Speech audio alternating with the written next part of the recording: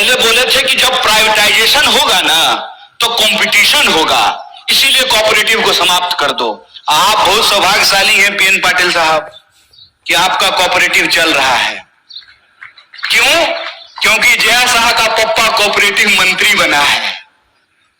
वो जिस चीज के मंत्री बनते हैं ना उसका बस जय श्री राम होता है। वो आजकल गृह मंत्री हैं। गृह मंत्री का काम है देश की कानून व्यवस्था को सुरक्षित रखना। मणिपुर में कानून व्यवस्था सुरक्षित था, आप लोगों ने देखा कि नहीं देखा? पुलिस थानों पे हमले हुए, हथियार लूट लिए गए, गोली लूट लिया गया, महिलाओं को निर्वस्त्र करके घुमाया गया। क्यों? क्योंकि गृह मंत्री जी अपनी ड्यूटी पे लगे हुए थे। प्रधानमंत्री 22-22 घंटा काम करते हैं, तब जाकर के देश की ये हालत पहुंची है कि इस देश में 5.5 लाख इंजीनियर हर साल पैदा होते हैं और 1.5 लाख लोगों को भी नौकरी नहीं मिलती है। इसीलिए मैं जो बोलता हूं तथ्य और प्रमाण के साथ बोलता हूं। मैं आपके सामने बोल रहा हूं। प्रधानमंत्री जी ने कहा कि 2022 तक सबको पक्का मकान मिल जाएगा। मिल गया कि नहीं मिल गया?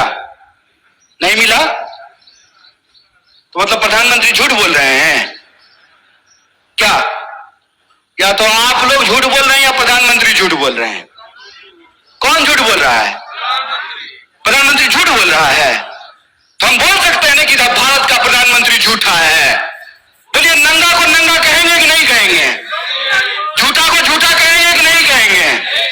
और हम कहेंगे जो झूठ बोलेगा उसको झूठा। और तुम्हारे इलेक्शन डिपार्टमेंट में कितना दम है वो हम देखे हैं। जब आ रहे थे ना जेल देखते हुए आए हैं। जगह है कितनी जेल में तेरे देख लिया है, देखेंगे, देखे हुए हैं। बोलेंगे झूठ। झूठा हो तुमने झूठ बोला है इस देश की जनता से। तुमने झूठ बोला कि हम इस देश के एक एक इंसान के खाते में 15 लाख रुपया पहुंचाएंगे। तुमने झूठ बोला कि हर साल 2 करोड़ नौकरी पैदा की जाएगी। तुमने झूठ बोला कि किसानों की आमदनी दोगुनी की जाएगी। तुमने झूठ बोला कि 2022 तक सबको पक्का मकान मिल जाएगा। तुमने झूठ बोला कि महंगाई को कम करेंगे। तुमने झूठ बोला कि महिलाओं के ऊपर अत्याचार को कम करेंगे। तुम इस देश की जनता से झूठ बोल रहे हो और तुम्हारी ताकत है झूठ बोलना। तो याद रखना कि तुम अगर झूठ के रास्ते पर चल सकते हो, फिर से इस देश को गुलाम बनाने की साजिश रच सकते हो।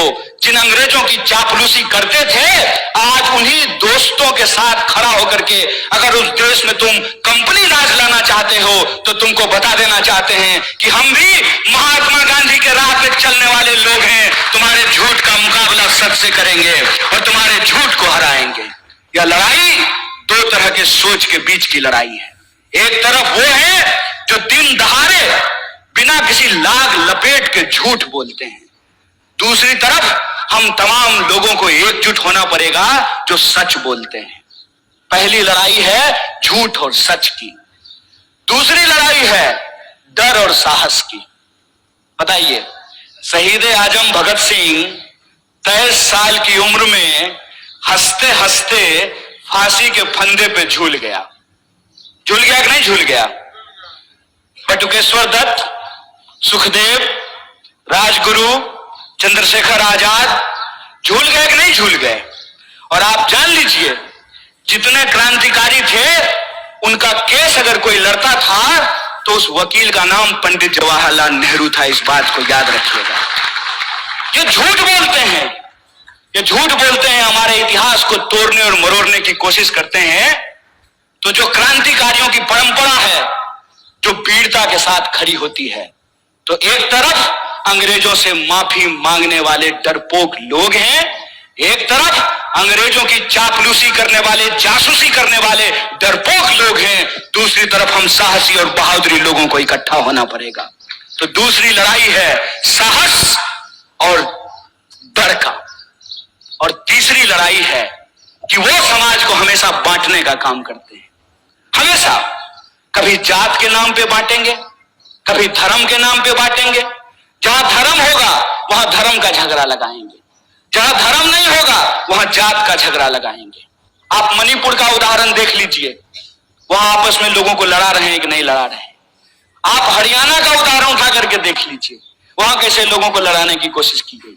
आप उत्तर प्रदेश देख लीजिए, आप महाराष्ट्र देख लीजिए, तमाम राज्यों में ये राज्य के जो लोग हैं उनको आपस में बांटते हैं। क्यों? क्योंकि अंग्रेजों से इन्होंने एक चालाकी सीखी है, फूट डालो राज करो।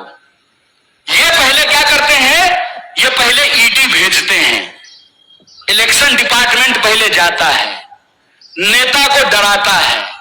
अगर नेता डर गया तो तुरंत उसको भाजपा का खेस पहना करके उसके सारे अपराध को माफ करके, जैसे मान लीजिए पीएन पाटिल साहब और बंटी जी यहां बैठे हुए हैं, इनके घर पे भी कोई आया था मेहमान, इनको डराया था, तो जो ही ईडी जाती है तो ये चिल्लाना शुरू कर देते हैं, चोर है चोर है चोर है।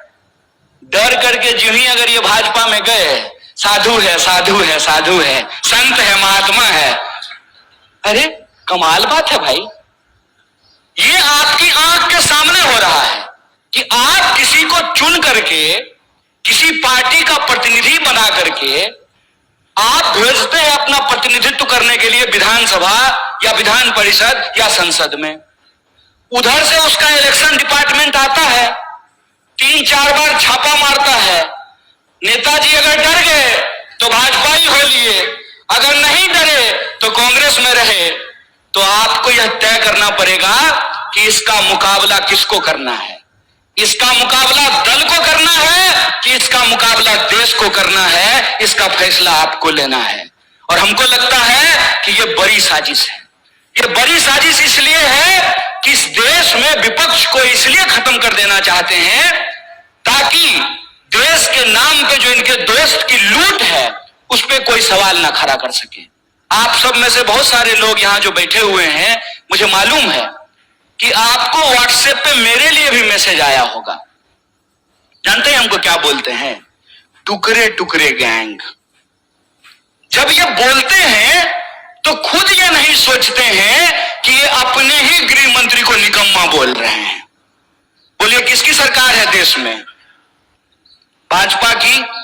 क्या जी पुलिस वाले भैया सब ठीक है ना? है हिम्मत, है हिम्मत, करोगे कुछ?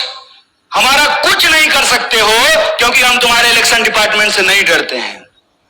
मेरा कुछ नहीं कर सकते हो। इसीलिए खड़ा होकर के पब्लिकली पूरी की पूरी भाजपा के झूठों की जमात को चैलेंज करते हैं कि अगर हमने गलत किया है तो चौराहे पे खड़ा करके तुम मुझे गोली मार सकते हो,